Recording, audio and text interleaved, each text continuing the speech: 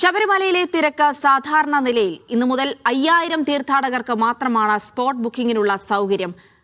14,000-ലധികം പേരാണ് ഇന്നലെ സ്പോട്ട് ബുക്കിംഗിനെത്തിയത്. NDRFന്റെ രണ്ടാം സംഘവും സന്നിധാനത്തെത്തിയിട്ടുണ്ട്.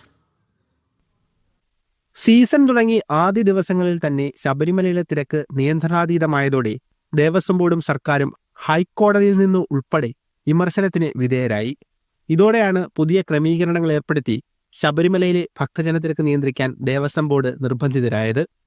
സംസ്ഥാന പോലീസിന് പുറമെ തിരക്ക് നിയന്ത്രിക്കുന്നതിനായി സന്നിധാനത്തും നടപ്പന്തലിലും തിരുമുറ്റത്തും NDRF സേനാംഗങ്ങളെയും വിന്യസിച്ചു.